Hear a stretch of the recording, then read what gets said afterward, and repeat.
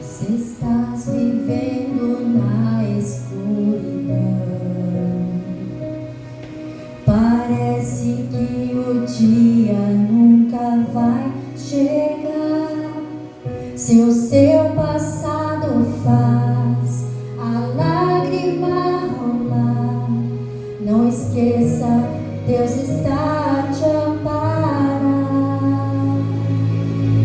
Se a vida já não faz sentido algum, se amigos se afastaram sem dizer adeus, se alguém te fez chorar, se está em provação, não esqueça, Deus não vai te abandonar. Deus quer te abençoar, tirar a sua dor, te oferecer a paz, fazer você feliz. Deus quer te abraçar, trazer libertação.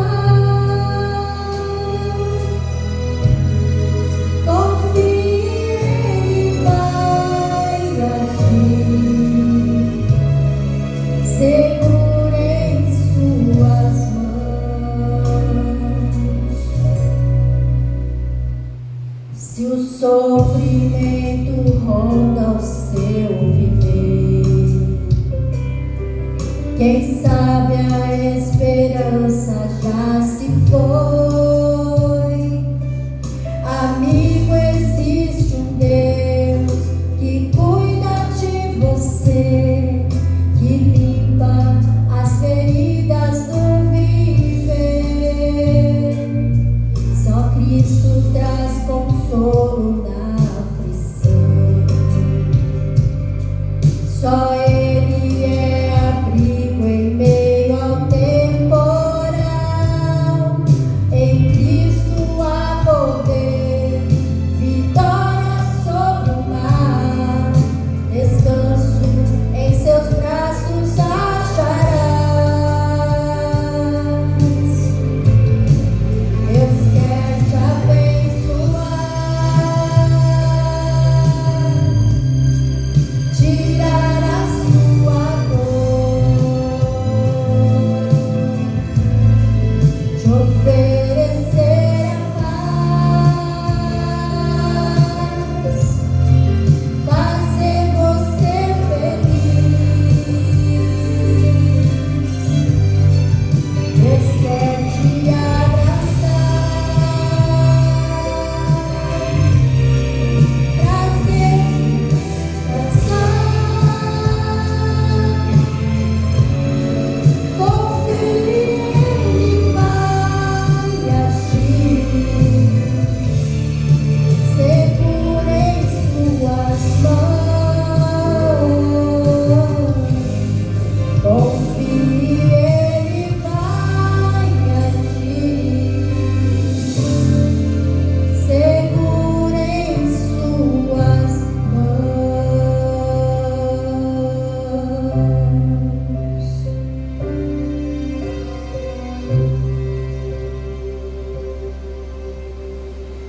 Amém.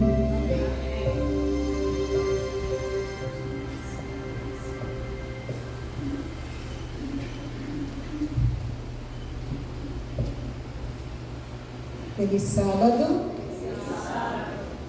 Olha, cada vez está mais difícil vir aqui, principalmente no sábado. E hoje Deus me abençoou. Olha só quanto tempo tem. Tempo até demais, né? Só enjoado e não ouvi falar. Mas sentada ali, eu estava refletindo num sermão que eu ouvi essa semana, né? Sobre adoração. Muitas vezes a gente vem aqui na frente achando de qualquer jeito, né? A gente vem, lê um pouquinho, ouve alguma coisa que alguém falou e vem aqui à frente, né? E achamos que esse é o tipo de adoração aceitável ao Senhor. Só que a gente vai relembrando algumas coisas, né? Moisés, com a sarça ardente lá, né? Era um deserto, né? E o que foi pedido para ele? Tire a sandália dos seus pés, porque o lugar é santo. Era santo porque tinha um prédio ali era uma igreja? Não, porque a presença de Deus está ali. Nós cantamos agora há pouco, né? Para Deus estar aqui.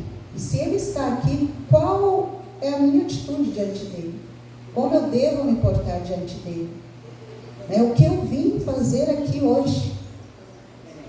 Se for adorar a Deus, a nossa postura deve demonstrar isso, que nós estamos adorando a Deus. E antes de iniciarmos, eu gostaria de orar novamente, porque eu preciso mais que vocês, tá bom? Então vamos orar. Querido Deus, amado Pai, mais uma vez, Senhor, estou aqui na Tua presença.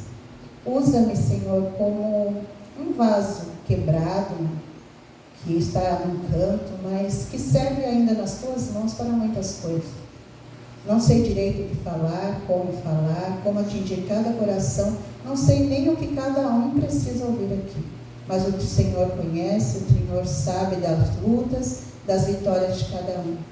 Por favor, me use, Senhor, mesmo sendo tão falho, me use para levar o Teu Evangelho, que pedimos agradecidos em nome de Jesus. Amém.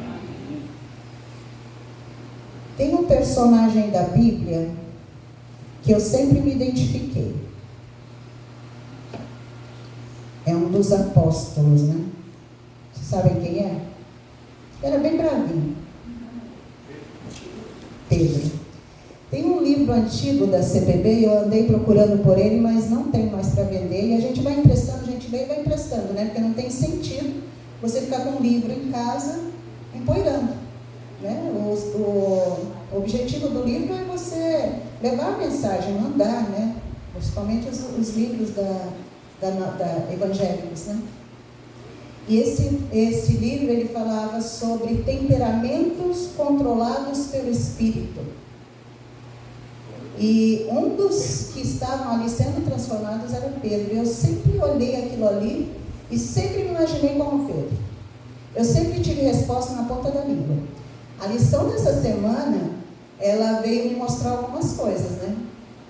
E falou exatamente da pessoa que eu era. Estou melhorando. É graça de Deus. E fala assim, quando a pessoa está falando, a mente da gente já está trabalhando, pensando na resposta. Não é o que estava na lição? A gente às vezes nem presta atenção em todo o contexto, né?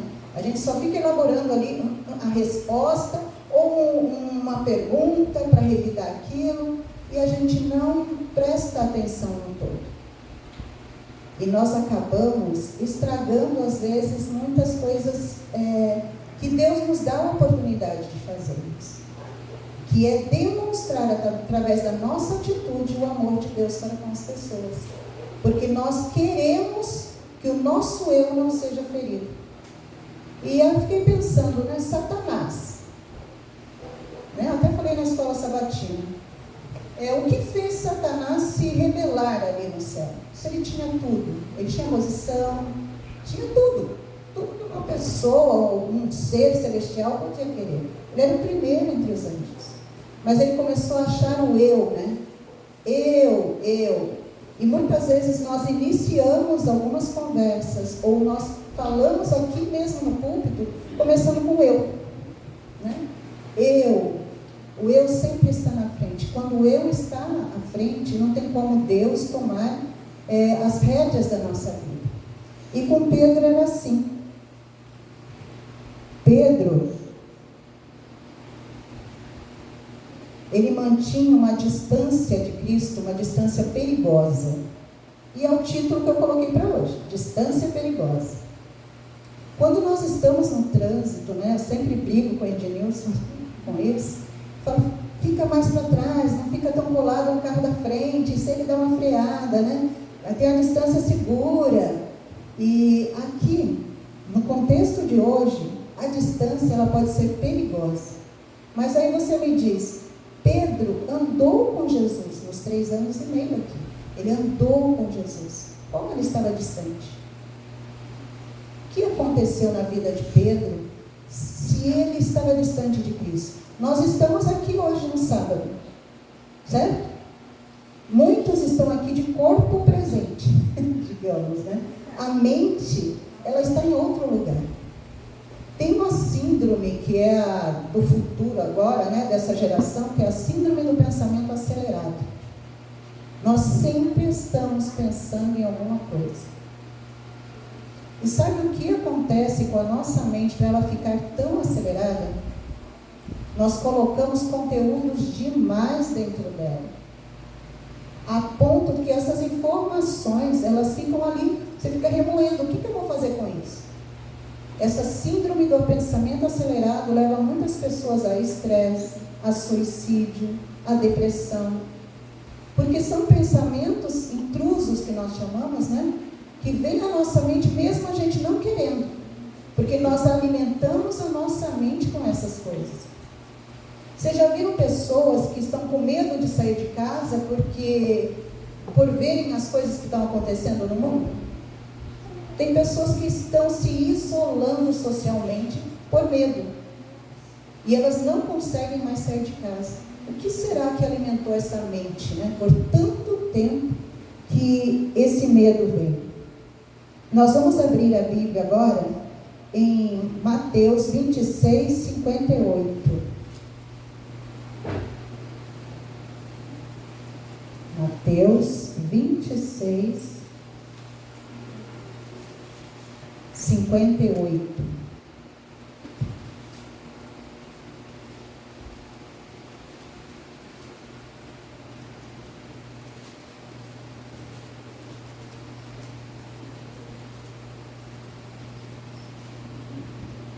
E Pedro o seguiu de longe até o pátio do sumo sacerdote. Entrou, sentou-se com os guardas, na minha tradução, tá? Para ver o que aconteceria. Na tradução aqui do texto que eu estou lendo, fala o seguinte: mas Pedro seguia de longe até o pátio do sumo sacerdote, e tendo entrado, assentou-se entre os serventuários para ver o fim. Pedro, ele era um homem intenso, mas inconstante, né? É como se fosse aqui, o Zé Márcio é do trabalho missionário, né? Zé Márcio fala aqui do trabalho missionário, todo mundo, é isso mesmo, a gente tem que fazer e tal, se empolga. E aí chega 3 horas da tarde que o Zé Márcio marcou, cadê todo mundo? Sabe aquela pessoa que se empolga muito e depois se acomoda? Aí começa a achar coisas para fazer, o cansaço vem, e a gente começa a arrumar um monte de desculpas. Pedro era desse tipo de pessoa. Ele era a pessoa que era o primeiro a levantar a mão. Quem vai ajudar fulano? Pedro. Quem vai, sei lá, construir a igreja? Pedro. Então ele sempre estava disposto, mas da boca para fora. Pedro mantinha uma distância de Cristo, apesar do seu corpo estar perto de Cristo. Tem 6 momentos que Pedro estava fisicamente perto de Cristo, mas a mente estava bem longe. O primeiro foi lá na Santa Ceia. Vocês lembram da Santa Ceia? Cristo ali demonstrou tudo o que ia acontecer, falou com eles, mas Pedro estava distraído e a sua visão sem foco. Ele não estava entendendo o que estava acontecendo ali. Pedro ainda estava distante de Cristo. O segundo momento é quando Cristo alerta. Nós vamos ver isso aí no verso 31 e 33 de Mateus 26. Olha o alerta de Cristo. 31 a 33. Então Jesus lhe disse: ainda esta noite todos vocês me abandonarão, pois está escrito: Ferirei o pastor e as ovelhas do rebanho serão dispersas. Mas depois de ressuscitar, irei adiante de vocês para Galiléia. Pedro respondeu, ó Pedro, ainda que todos o abandonem, eu nunca te abandonarei. Pedro estava se exaltando, o eu de Pedro estava à frente. Eu nunca te abandonarei.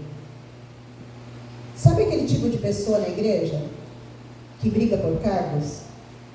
Eu vou ser do trabalho missionário, porque o ano passado não deu certo, mas esse ano eu vou fazer. Aí você chega no cargo, o que acontece?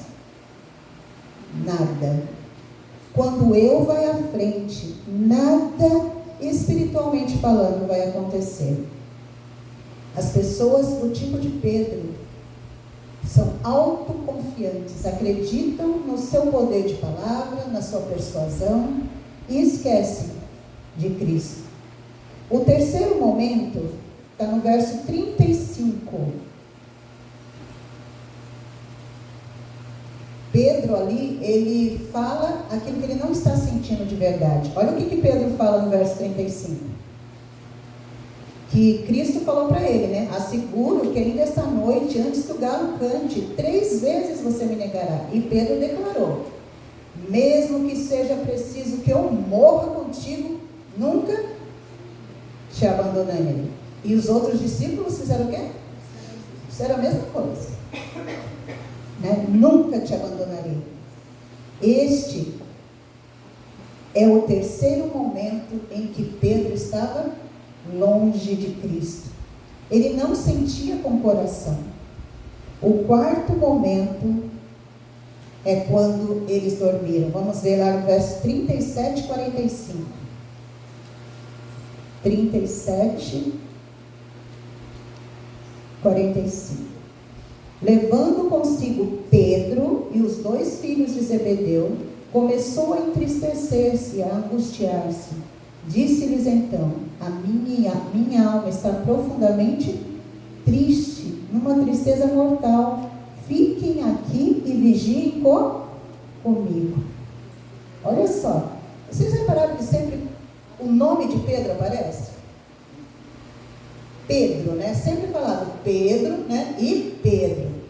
Então, sempre está se referindo a Pedro. Pedro, ele tinha boas intenções, mas colocar em ação, Pedro não conseguia.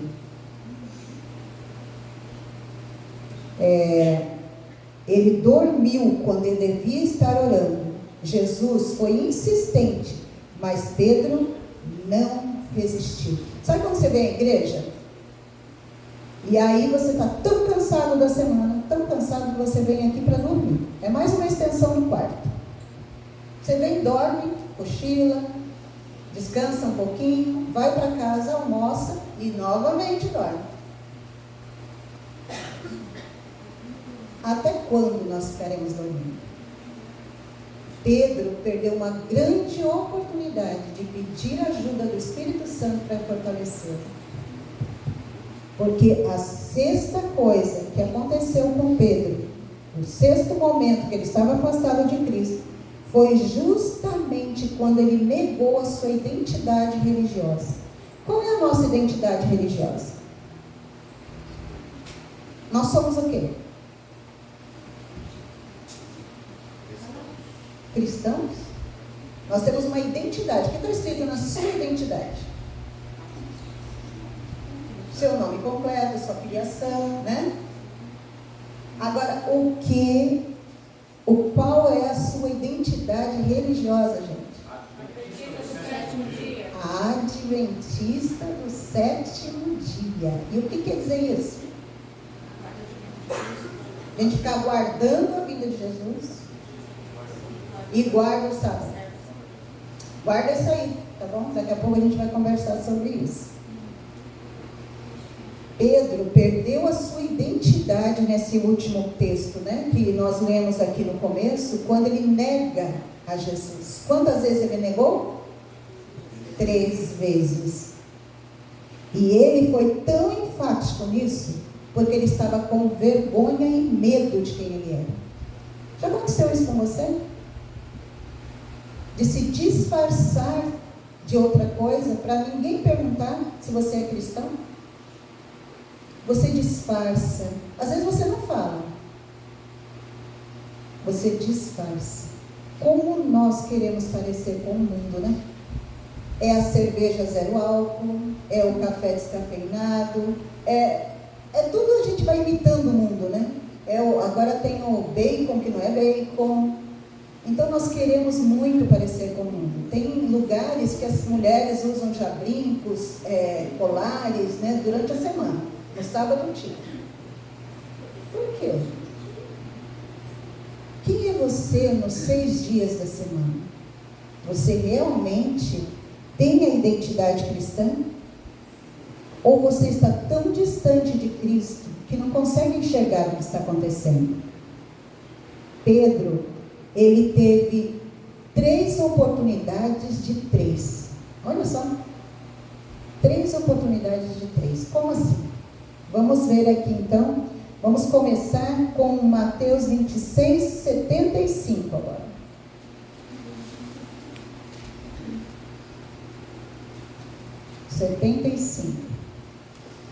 Pouco tempo depois, os que estavam por ali chegaram a Pedro e disseram: certamente você é um deles. O seu modo de falar o denuncia. Alguém já chegou para você e perguntou: você é crente? Que bom, né? Que bom que todos perguntassem, né? E Pedro, ao invés de ficar feliz com essa pergunta, disfarçou. Não, está enganado, não sou eu não, nem conheço aquela pessoa. Está chegando um momento em que nós teremos que nos identificar, mostrar a nossa identidade religiosa. Jesus teve um trabalho persistente para transformar o caráter de Pedro. E apresentado na Bíblia em 3 sequências de 3. Olha só, achei tão interessante isso. A primeira sequência de 3.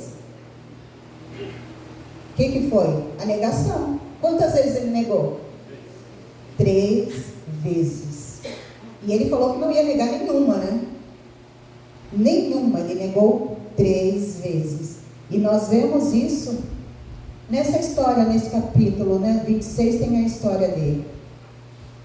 Mas essa história ela não termina com Pedro negando a Cristo. Vamos ver Lucas 22. Lucas 22.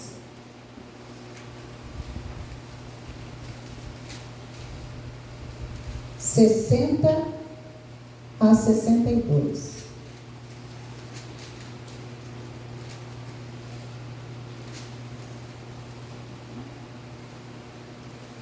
Pedro respondeu: homem, não sei do que você está falando. Falava ele ainda quando o galo cantou.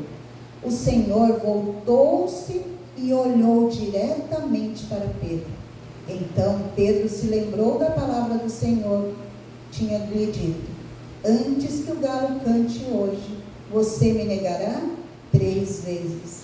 Aí o 62, olha o que aconteceu com Pedro. Saindo dali, chorou amargamente. Pedro encontrou o olhar de Cristo naquela negação.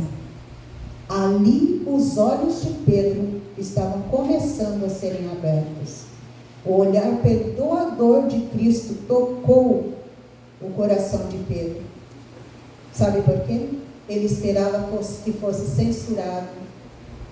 Ele esperava ser humilhado ali, mas não. Ele recebeu um olhar de amor. Antes dessa queda, Pedro era orgulhoso, achando que era capaz de quê? De tudo, né? Ele conseguiria fazer tudo sozinho. Aí nós falamos da primeira sequência de 3, né? Então, as 3 negações de Pedro. E aí nós vamos para a segunda. Qual será a segunda? Jesus morreu, ressuscitou, e quem ele chamou lá? Vocês lembram? Quem que ele chamou? Que ele queria conversar. Ele chamou todos os discípulos, né? Depois da ressurreição. Mas teve um que ele colocou o nome, o anjo falou o nome, e Pedro. O que ele queria com Pedro? Vamos ler lá em João 21.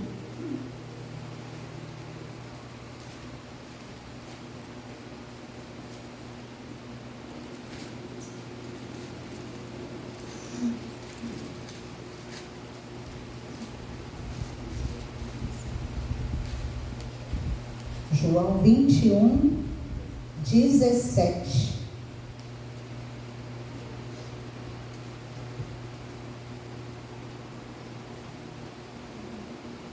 Pela terceira vez ele lhe disse: Simão, filho de João, você me ama? Pedro ficou magoado por Jesus lhe ter perguntado pela terceira vez: você me ama? E lhe disse: Senhor, tu sabes todas as coisas e sabes que te amo. Disse-lhe Jesus: cuide de minhas ovelhas. Isso quer dizer que Pedro ainda não tinha aprendido todas as lições que ele precisava. Pedro ainda estava longe de Cristo. Essa segunda sequência de 3, depois da ressurreição, ele não ouviu nenhuma palavra de reprovação de Cristo.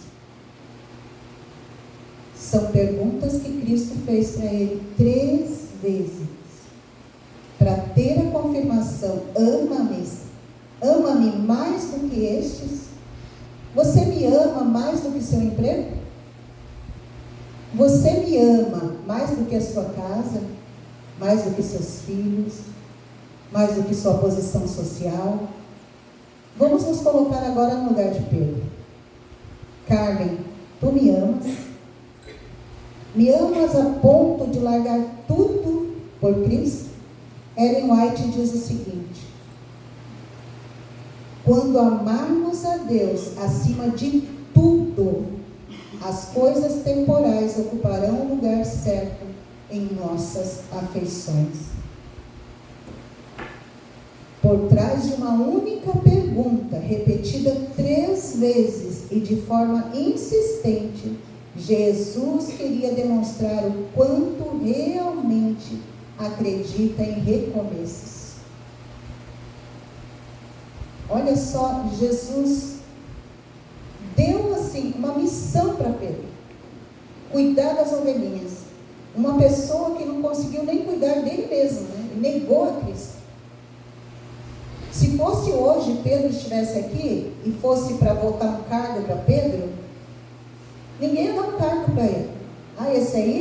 Esse aí é aquele que fala que vai fazer, mas não faz. Esse aí é aquele nervosinho que lá na hora da conversa começa a apontar, acusar todo mundo. Pedro era esse tipo de pessoa, mas Cristo quis mostrar que, ao contrário, ele confiava a seu cuidado as almas pelas quais havia dado a vida. Cristo deu a Pedro a mais forte evidência de confiança em sua restauração. Sabe, às vezes quando nós erramos, nós nos sentimos tão abatidos de alma que ficamos envergonhados. Nós ficamos com vergonha de voltar à igreja, com vergonha de conversar com os amigos, com vergonha de estar com os irmãos na igreja. Nós nos sentimos envergonhados e passamos a nos isolar espiritualmente. Não saímos mais para os cultos porque ali nós podemos ser reprovados ou ficarem falando da nossa pessoa ali. Cristo queria deixar para Pedro bem claro que ele tinha sido perdoado e que tinha se restaurado. E ele foi incumbido de apacentar não somente ovelhas, mas os cordeirinhos. Olha só.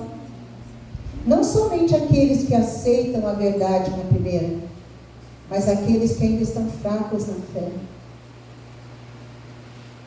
Pedro, com justiça, poderia repetir a confissão de um pregador atual: eu dei incontáveis razões para Jesus não me amar, mas nenhuma delas foi forte o suficiente.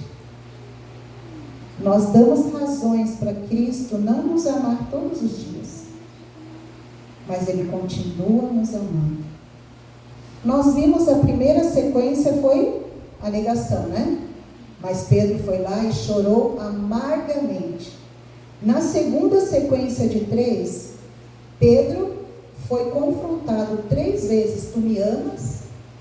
E ele mostrou ali que realmente ele estava mudando o seu jeito de ser. E qual será a terceira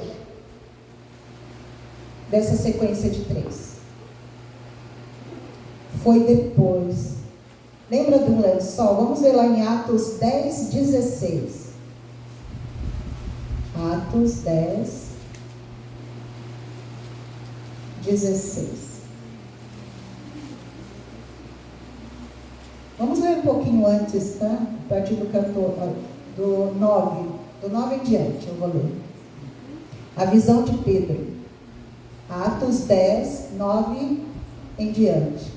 No dia seguinte, por volta do meio-dia, enquanto eles viajavam e se aproximavam da cidade, Pedro subiu ao terraço para orar. Tendo fome, queria comer. Enquanto a refeição estava sendo preparada, caiu em êxtase. Viu o céu aberto e algo semelhante a um grande lençol que descia à terra, preso pelas 4 pontas, contendo toda espécie de quádrupes, bem como de répteis da terra e aves do céu. Então uma voz lhe disse: levanta-se, Pedro, mate e coma. Mas Pedro respondeu: de modo nenhum, Senhor, jamais comi algo impuro ou imundo. A voz lhe falou pela segunda vez: não chame impuro o que Deus purificou. Isso aconteceu quantas vezes? 3 vezes. E depois o lençol foi recolhido ao céu. Tudo isso aconteceu enquanto ele orava, ao meio-dia. Apenas depois de 3 insistências, o apóstolo aceitou não tratar como impuros os estrangeiros a quem Deus já havia tocado. Olha que interessante isso. Deus tinha falado para Pedro: ide, pregai. Ele não falou assim: olha, prega na igreja de Angatuba, prega só para os adventistas. Ele falou: ide e pregai. Mas a sua compreensão ainda estava limitada. E nessa vez, na terceira vez, ele aceitou e entendeu o que Cristo estava falando com ele. Agora tinha uma outra pessoa também que recebeu um chamado. Foi Cornélio, né? O centurião romano. E ele fez o quê? Na primeira vez que foi chamado, que ele ouviu a voz do Senhor, ele aceitou. E Pedro, que andou com Cristo, viu a morte de Cristo e a sua ressurreição, precisou de quantas vezes? 3. 3 vezes para aceitar a voz do Espírito Santo. Deus foi persistente com Pedro para que ele pregasse o Evangelho a Cornélio. Da mesma forma, ele insiste conosco hoje, para que, cheios de amor e verdade, ir às pessoas para compartilhar a verdade de salvação. Agora nós vamos falar um pouquinho que tem a ver com o assunto de hoje, né? Pedro, ele foi chamado para quê mesmo? Pregar. Quando nós nos batizamos aqui, a irmã White fala que nós nascemos de novo, ok? E nascemos como o quê? Nós somos adventistas do 7º dia, porque nós acreditamos na Bíblia do começo ao fim, certo? Alguns falaram aqui que nós somos adventistas porque nós aguardamos a volta de Jesus. Nós não fomos chamados para aguardar a volta de Jesus. Não fomos chamados para isso. Será que Deus iria nos chamar para ficarmos sentados em um banco da igreja, ouvindo a palavra? Nós somos chamados a um povo escolhido, não para ficar sentado ouvindo, mas para pregar a palavra de Deus. Pedro começou a entender isso depois desse sonho que ele teve, né? Dessa visão. Que o nosso papel é ide pregar. Vai, pregue. Esse é o papel da Igreja Adventista do Sétimo Dia. Nós temos uma identidade. E essa identidade, se você acredita, se você foi batizado, é porque você acredita nisso. Que nós temos que pregar o Evangelho da volta de Cristo. Agora uma pergunta. Nós temos que pregar que Evangelho? Evangelho eterno. Nós temos 3 mensagens angélicas para pregar. É isso? Ou não? E quais são as 3?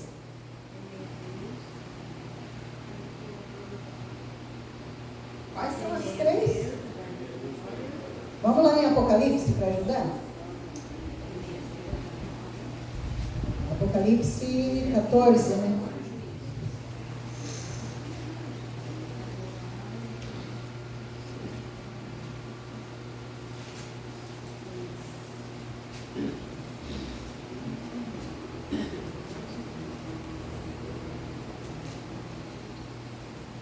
Apocalipse 14, a partir do verso 6.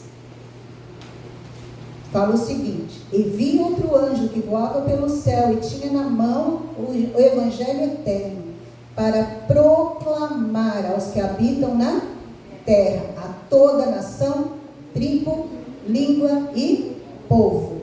Aí verso 8. Um segundo anjo o seguiu dizendo o quê? Caiu a grande Babilônia, que fez todas as nações beberem o vinho da fúria da sua prostituição. E o terceiro anjo, o que ele diz?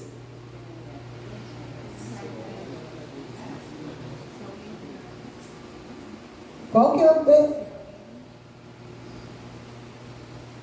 Se alguém adorar a besta e a sua imagem, receber a sua marca na testa ou na mão, também beberá do vinho do furor de Deus. Agora a gente pensa assim, nós vamos receber uma marca, né? Na testa, na mão, né? É isso, gente. Você lembra uma época que falava que era cartão de crédito, que era o... chip. Gente, nós temos código de barra, aí fazia cálculos, né? Tudo isso é uma distração. Na pedagogia, nós temos uma coisa chamada distratores. Quando a gente monta uma prova, a gente tem que ter no meio dessas questões distratores. O que são distratores? Faz você... seria uma pegadinha? Sempre os pais falam, né? E por que essa pegadinha? Não, é para você parar, refletir, pensar no que você está fazendo, senão você vai no automático, né? Só que Satanás, ele está usando esses distratores hoje para nós nos esquecermos da nossa missão. E aí, lendo aqui, eu fiquei pensando, hoje nós falamos muito dos sinais da vinda de Cristo. Está acontecendo guerra em não sei aonde, fome não sei aonde, terremoto não sei aonde, o IA está fazendo um monte de coisa aí que você fica, você não sabe mais se é verdade, se é mentira, né? Você não sabe mais. Só que nós, como adventistas do sétimo dia, acreditamos na Bíblia de quê? Do começo ao fim. Essas coisas já estão na Bíblia. Por que a gente está espantado? Por que você tem que ficar 3, 4 horas na frente da televisão ou do seu celular para ouvir uma coisa que está escrita na Bíblia? O inimigo nos distrai com esses acontecimentos e nós ficamos tão focados nos acontecimentos como Pedro ficou. Pedro, ele estava distraído, ele estava pensando no que ia acontecer. E agora? Cristo vai morrer, e agora? O que nós vamos fazer? Ele estava distraído e esqueceu-se da missão. Qual é a nossa missão? Aguardar a volta de Cristo sentados aqui?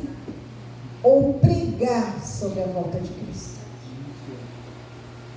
Deus separou um povo em um tempo que está pronto, ou deveria estar pronto para levar a mensagem. É muito bonito termos templos maravilhosos, aumentarmos a igreja, mas a nossa missão não é isso. A nossa missão é levar o Evangelho eterno para as pessoas. Se você ainda não entendeu isso, se está acomodado, sinto dizer, mas você está na igreja errada. Dói, porque eu estou falando isso para mim. Os adventistas do sétimo dia, eles não foram chamados para esquentar o banco da igreja. Eles têm uma missão: ide pregar o Evangelho. Se isso não está no seu coração hoje, comece a pensar: será que eu estou falando da volta de Cristo como Pedro estava falando ali? Distraído. Nós não precisamos nos preocupar com guerras, rumores de guerras, porque o que a Bíblia fala sobre isso? É o fim? É o princípio, gente. Agora, uma coisa que ele fala assim, não é porque se você ouvir sobre guerras, rumores de guerra, fome, terremotos, é o fim. Não é. Agora, tem uma coisa que ele fala aqui na Bíblia, gente. O que é falado lá em Mateus?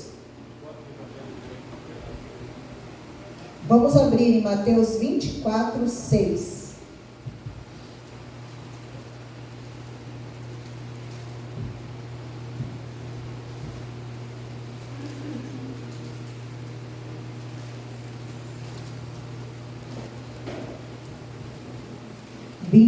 Mateus 24, verso 6.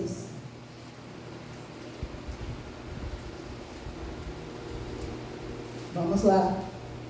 Todos acharam? Vocês ouvirão falar de guerras e rumores de guerras, mas não tenham medo. É necessário que tais coisas aconteçam, mas ainda não é o fim. Nação se levantará contra nação, reino contra reino. Haverá fomes, terremotos em vários lugares. Tudo isso será o início das dores. Gente, há quanto tempo foi escrito isso aqui? Mais de 2000 anos atrás. E você ainda precisa da televisão. Nós, né? Falando vocês, eu também. Precisamos da televisão, dos jornais, da mídia para nos falar isso. O que nós deveríamos estar fazendo? Nos preparando, pregando o Evangelho. A lição da escola sabatina falou que a boca fala do que está cheio o coração. Se nós só falamos das guerras, da política, o que está dentro do nosso coração? Nós devíamos estar falando sobre o quê? A volta de Cristo. É sobre isso. Aí nós vamos lá para o verso 14. Olha só, e ele fala para a gente quando que vai chegar o fim.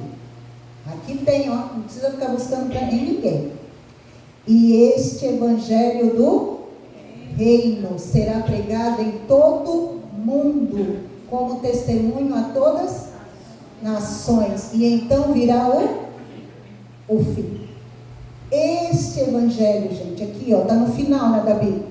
Olha, este evangelho, nós estamos acomodados, nós estamos dormindo, assim como os discípulos estavam. E o que aconteceu com os discípulos quando Cristo foi preso? Aqueles que eram corajosos, já não, eu faço tudo para Cristo. O que aconteceu mesmo?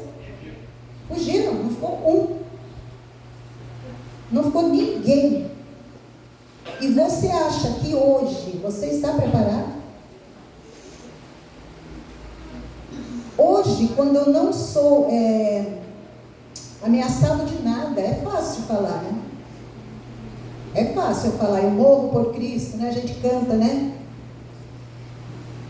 Mas será que quando chegar este momento, se os discípulos que andaram 3 anos com Cristo, mais um pouquinho, eles fugiram, eles viram os milagres de Cristo, gente, e eles fugiram.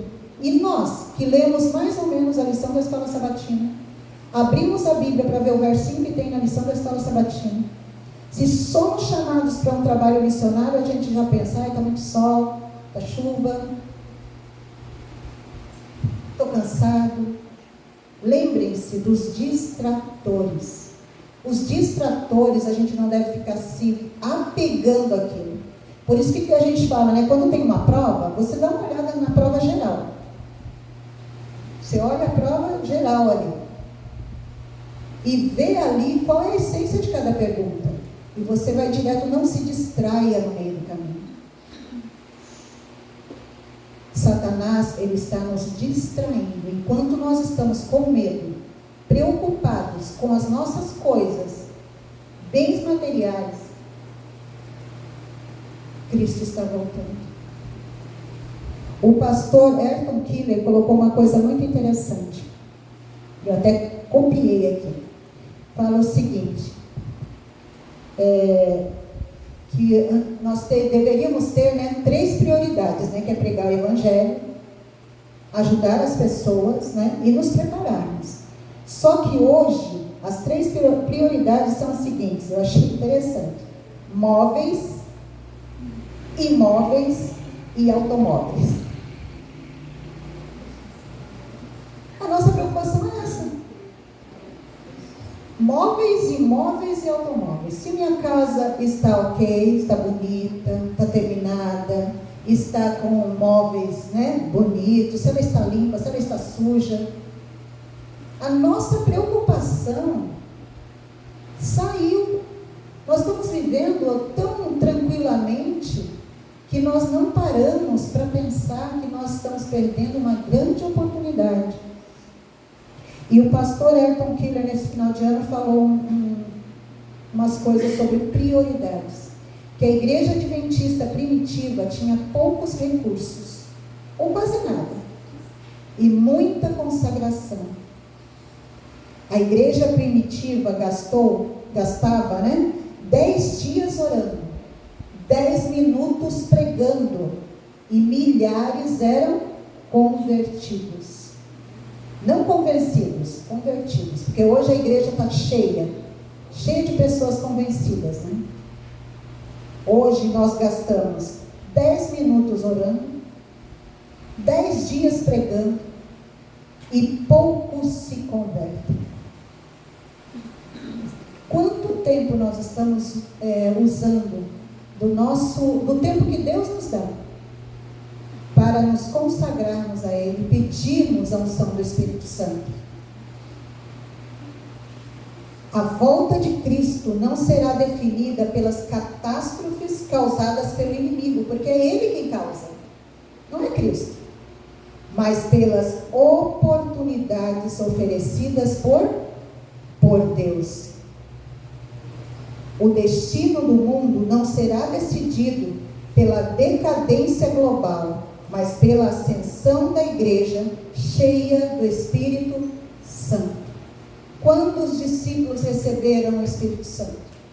Quando eles pararam tudo e começaram a fazer o quê? Estudar e orar. Será o reavivamento do povo de Deus que evidenciará com clareza o breve retorno do Senhor. É isso que vai fazer a diferença. Agora a gente sempre fala, o Evangelho não está aí, tem muitos países ainda, né? O Ayrton Keller, né, o pastor, ele falou que mais ou menos 212 países, eu acho que até um pouco mais, 23, só 23 ainda não tem a mensagem. Só que, de acordo com as estatísticas ali, né? Só que acontece, tem três países desses 23 que já tem pessoas ali, já tem cristãos ali dentro. Ele não pode falar o lugar, e não pode ser divulgado que tenha nesses países, até para proteção de quem está lá. Porque eles vão como comerciantes, eles vão como professores, estão levando a mensagem. Tem um país que eles alugaram um prédio inteiro, e lá dentro só moram os adventistas. Aí eles podem se congregar lá sem ninguém saber. Eles alugaram aqueles apartamentos para ficarem juntos e poderem falar da palavra de Deus. Um outro país em que uma família foi como missionária, largou tudo aqui para ir para lá. Eles estavam pregando ali e tinha um rapaz que falou com eles, né? Falou assim: vocês são adventistas, né? E eles não podiam pregar. Não importa se você é adventista, só não pode falar, né, da Bíblia. E aí ele contou que ele tinha ido para um outro país, lá ele aprendeu sobre a Bíblia, ele aceitou a palavra de Deus, e quando ele voltou para esse país que ele está agora, ele conseguiu falar para outras pessoas, e tinha 10 pessoas escondidas, falando e orando, falando sobre a vinda de Jesus. E aquele casal, aquela família missionária nem sabia disso. Eles se congregavam escondidos. Se nós não falarmos, as pedras falarão. Nós usamos muito a palavra Maranata. O que significa Maranata? O Senhor logo vem. Se o Senhor logo vem, qual é a minha parte hoje? Minha parte é pregar o Evangelho a todas as pessoas. Jesus vincula a sua segunda vinda à pregação do Evangelho do Reino. A certidão de nascimento da nossa igreja, ela vem através da pregação e compartilhar essa esperança. De uma igreja inicialmente estabelecida nos Estados Unidos, hoje somos uma família espalhada pelo mundo. Porque não ficamos sentados. Já pensou se a igreja primitiva fosse como nós hoje? Será que o Evangelho já tinha ido tão longe?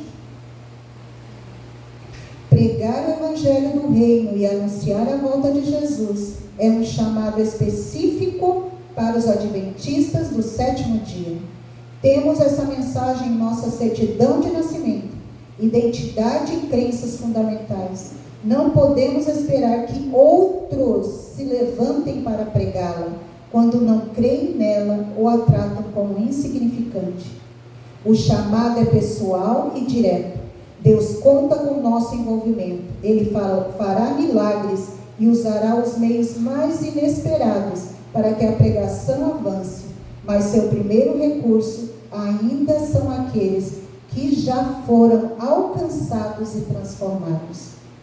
Quando o mundo for abalado por um povo cheio do Espírito Santo, então virá o fim. A prioridade de Deus precisa ser a nossa. Não há outro caminho. Se você ama a volta de Cristo, pregue o Evangelho do Reino. Se você realmente acredita que Cristo está voltando, então nós temos urgência de pregar esse Evangelho. Que nós pensamos muito nos países que estão aí bem longe de nós e nos